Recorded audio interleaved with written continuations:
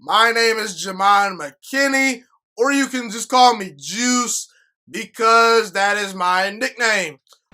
I have a firm belief that the Dallas Cowboys are overrated heading into the 2020 NFL season, and I have a firm belief that the Philadelphia Eagles will win this division for back-to-back seasons. Now, I understand that it has been forever since an NFC East champion has repeated the previous season, but this year, I believe that trend comes to an end.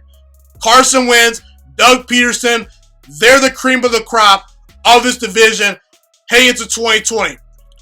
Now, I will say, I do believe that New York and Washington are improving as football teams. Both teams are still rebuilding, but both teams should be fairly optimistic this year. You know, the Giants, Daniel Jones showed some real promise at quarterback this past year. 24 touchdowns, 12 picks. I don't know if Joe Judge is going to be a great head coach. Probably not, but we'll see. Saquon Barkley, very good running back. Andrew Thomas will add to the offensive line. The offensive line should be improved. Jabril Peppers is a very good player in that secondary, along with Xavier McKinney and James Bradbury. Okay, so the Giants, they have some pieces, even though I don't feel great about their coaching staff.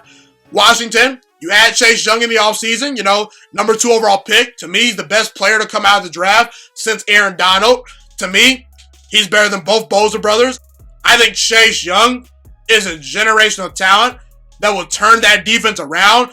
Also, keep in mind the Washington football team has 3 other first-rounders on that defensive line, not to mention Matt Ioannidis is a real player. They added to the secondary. Their linebacker core is above average, and I think Dwayne Haskins has some real potential as a quarterback. Dwayne Haskins got better and better as the season progressed last season. It was kind of choppy early, got better at the end of the year. 5 touchdowns to 1 interception the final 3 games of the season. And I think Dwayne Haskins has some real arm talent. He's a smart quarterback. He has a lot of potential. And I believe one day, once Dwayne Haskins reaches his full potential, we're going to be talking about maybe a top 10 quarterback in the NFL. So as far as New York and Washington goes, they're improving, but still rebuilding. This division is going to come down to Dallas and Philly. And I'm favoring Philly over Dallas because they have the best quarterback and head coach duo in this division. I'm sorry, Doug Peterson is a better head coach than Mike McCarthy. I don't think Doug Peterson gets enough respect as a head coach. Doug Peterson, to me, is on his way to, if he's not already, to being an elite NFL head coach. This guy is a great strategist. He's very good at in-game adjustments. He's aggressive. I love everything about Doug Peterson. He seems like a player's head coach. And listen, the coaching job that he did last year to manage that team and to get the most out of players like Greg Ward and Boston Scott and to just constantly, keep the game plan afloat and to have an above 500 record and to get that Philly team to the playoffs last year, that was nothing short of sensational because the Philadelphia Eagles, they were the most injury-riddled team last season. Not to mention, Doug Peterson, in his second season as a head coach, won a Super Bowl with the backup quarterback. We've seen Doug Peterson win games with Carson Wentz, an MVP-level quarterback, and we've seen him win games with a backup quarterback in Nick Foles. In fact, he won a Super Bowl with Nick Foles. I'm sorry, Mike McCarthy, brother, you underachieved in Green Bay. You wasted Aaron Rodgers' prime. You didn't make enough adjustments over the years. Mike McCarthy, in my opinion, was a product of Brett Favre and Aaron Rodgers, 2 of the greatest quarterbacks to ever play. Mike McCarthy was not very good at making adjustments in Green Bay. His offensive system got stale. I don't think Mike McCarthy is all that creative. There's nothing special about Mike McCarthy. He's not a defensive guru. And like I said, his offensive system kind of got stale in Green Bay. And I believe he was a product of Aaron Rodgers and Brett Favre, okay? Now sold to Mike McCarthy. And now Mike McCarthy is going to realize that, hey, my job was very easy in Green Bay because Dak Prescott, he's good, but he's not elite. He's not even close. Carson Wentz is a better quarterback than Dak Prescott. Carson Wentz is more accurate. Carson Wentz has a better arm. And Carson Wentz has shown that at his best, he's better than Dak Prescott. Because Dak Prescott last year had a career year statistically. He went 8-8.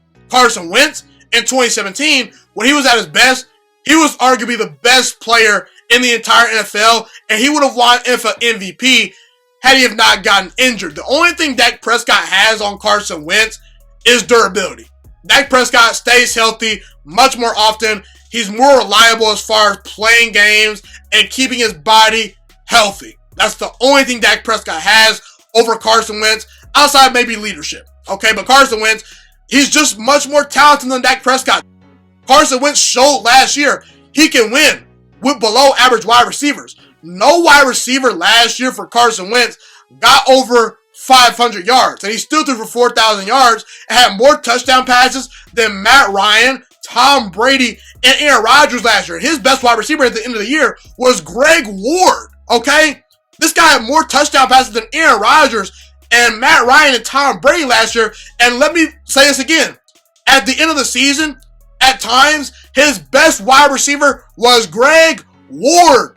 Deshaun Jackson missed a ton of games. Alshon Jeffrey missed a ton of games. They had injuries to the offensive line. They had injuries to the defense. The tight ends were banged up at times. Running back, they had injuries at running back. Carson Wentz made it happen.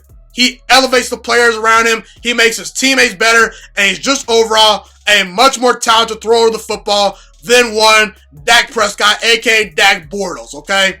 Now, when it comes to Dak Prescott, Dak's not a bad quarterback. He's not a bad quarterback. He's not, okay? He's won a lot of games. He's put up good numbers. But Dak Prescott struggles to beat good teams. And last year, Dak Prescott proved to me that he cannot be trusted. In fact, when Dak Prescott has had to put the Cowboys on his back, he's failed. In his sophomore season, Ezekiel Elliott misses a couple games. The team doesn't look so good. They miss the playoffs. Tyron Smith, every time he misses a game, Dak Prescott struggles. We saw Dak Prescott in 2017 not look very good with below average weapons. That's fine, but that's an indictment on Dak Prescott. There's a reason the Cowboys need to trade for Amari Cooper. It's because Dak Prescott throughout his career up to this point has shown that he needs a good running game and above average wide receivers to go out and win football games. And that's fine. That's totally fine. Just don't put him on Carson Wentz's level, because Carson Wentz has shown that he can win with a lack of running game. He's shown he can win when his offensive line is banged up. He's shown he can put a team on his back. That was proven this past season. Dak Prescott last year could not win the NFC East when he had the most talented team in the division. The Eagles were depleted all year. And the Washington football team last year had a new name, and they were dysfunctional. And the Giants, they were awful. And Dak Prescott last year could not beat the good teams. Versus the Saints, Dak Prescott lost. Versus the Packers, he lost. Versus the Patriots, he lost. Versus all the good teams, the Bills, on Thanksgiving, at home, he lost. Virtually every good playoff team Dak faced last season, he failed. When the ball was in his hands in the fourth quarter of these games, he failed. Dak Prescott lost to the Jets last year. He lost to the Bears last year as well. Two teams that were not very good last season. And listen, I might come across as a Dak Prescott hater in this episode. I'm not a Dak Prescott hater. I think Dak Prescott's a franchise quarterback. I really do think Dak Prescott is a franchise quarterback right now. Okay? He's one of the better quarterbacks in the NFL. Maybe not top 10, definitely not top 5, but he's a reliable quarterback that can win you a bunch of games. He's put up good numbers. But I'm knocking Dak Prescott and the Cowboys, and I'm knocking the Washington football team, and I'm knocking the Giants, because when I look at these teams in the NFC East, who can I trust outside of Philadelphia? I can't trust Dallas. I can't trust the Giants. I can't trust Washington to win this division. Washington and New York are not ready to win the division. And Dallas last year went 8-8 despite having the most talented team in this division. Now we'll see if Mike McCarthy improves this team by his coaching. We'll see if Emerson Griffin improves his defense. We'll see if Trayvon Diggs and Awuzie and Jordan Lewis are about that life. But I don't see it, man. And also, Philadelphia won 9 games last year, and they were the most injured team in all of football.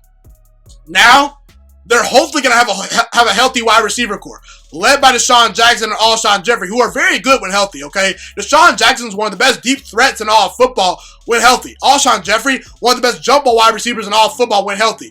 Okay, we saw what Deshaun Jackson could do in the Washington game in week number 1 of last season. He was dynamic with Carson Wentz. Not to mention, The Eagles add Jalen Reagor and John Hightower from the 2020 NFL Draft. Very good wide receivers that should provide speed to the team. Okay, you got Dallas Goedert and Zach Ertz at tight end. Dallas Goedert, a very good, second string tight end. Zach Ertz, one of the 3 best tight ends in all football. The offensive line is still one of the best offensive lines in all football. Despite losing Brandon Brooks, you still got Kelsey. You still got Lane Johnson. You got Miles Sanders at running back. And you've got the best quarterback in this division, along with the best head coach in this division. Not to mention the Philadelphia Eagles addressed a weakness in the offseason. They went out and got Darius Slay from the Detroit Lions. A real true shutdown corner. Not to mention, they signed Nickell Robey-Coleman via the Los Angeles Rams. He was on the Rams a year ago. Nickell Robey-Coleman is going to provide some great versatility to this team, and the secondary should be improved. You got a monstrous defensive line led by Hargraves, led by Brandon Graham, led by Fletcher Cox, led by Derek Barnett. This Philadelphia Eagles team is ready to rock and roll, man. You mean to tell me this Eagles team is going to be worse under Carson Wentz, who has more experience this year? You mean to tell me this Eagles team is going to be worse after they just added to their wide receiver core in the draft, and now these guys are going to be hopefully healthy all season? You mean to tell me this Eagles team is going to be worse now they add to their secondary by acquiring Darius Slay and acquiring Nickell Robey-Coleman? You mean to tell me this Eagles team is going to be worse due to the fact that they added Jalen Hurts to their team? Jalen Hurts, to me, is going to be Taysom Hill plus for this team. I said it for months and months now since the draft that this was a great move by Howie Roseman. Howie Roseman knows what he's doing. First of all, the Eagles need a backup quarterback, so now if Carson Wentz goes down, you got a guy in Jalen Hurts who started a bunch of games in college who can run around, make plays. He was a very underrated thrower that got better and better each year in college. He started a ton of games. He's been to 2 national championships at Alabama, so he's played in big games. He's got experience, and not to mention, I think he can be Taysom Hill plus for this team. You can put Jalen Hurts on the field in 2 quarterback sets with Carson Wentz. You can run some RPOs. Imagine having Jalen Hurts along with Jalen Reagor, Deshaun Jackson, and Miles Sanders on the field. That's some real serious speed right there. Jalen Hurts, to me, is going to provide a new dynamic to the Philadelphia Eagles offense. And no, he's not going to replace Carson Wentz for the last dang time, okay? You don't bring in Jalen Hurts to replace one of the top 10 quarterbacks in all of football at the moment in Carson Wentz. You bring in Jalen Hurts to be Taysom Hill plus for your offense to provide a new dynamic that a lot of teams are not going to have, and you also, secure that backup quarterback role. We saw a couple seasons ago when Carson Wentz went down due to injury, they were still able to win games because Nick Foles is a good backup quarterback. Jalen Hurts, to me, projects to be a good backup quarterback. So, that's how I feel about the Eagles. Best team in this division. They're the team that I trust the most in this division. Got to roll with Philadelphia to win the NFC East in 2020. I believe the Philadelphia Eagles are the cream and crop of the NFC East at the moment. And I believe the Philadelphia Eagles will repeat as NFC East champions in 2020. Thank you so much for watching this video today. Please also note that the Juiciest Sports Podcast is not just a YouTube channel. It is available on all podcasting platforms, including Spotify, Google Podcasts, iTunes, and Apple Podcasts. Also, if you enjoyed this video, be sure to like, comment, subscribe, and share this content with all your friends. This podcast is my favorite thing in the entire world right now. It is my passion. And I want more people to listen to this podcast. I really want this podcast to grow. Also, a fun fact about me is that I want to go into the sports broadcasting and media world once I graduate from the University of Toledo, a college in Northern Ohio. I am looking to become one of the next great sports broadcasters and analysts out in the world. And I potentially would like to start my own network if this podcast really truly grows. Or if I fall short of that goal, I would love to work for a big-time network like ESPN or Fox Sports 1. I am open to all networks. So if you believe in my dreams and you see or hear my passion through the screen, be sure to tell all your friends about the Juiciest Sports Podcast. Stay motivated, you guys. Have a God bless day, and I'm out.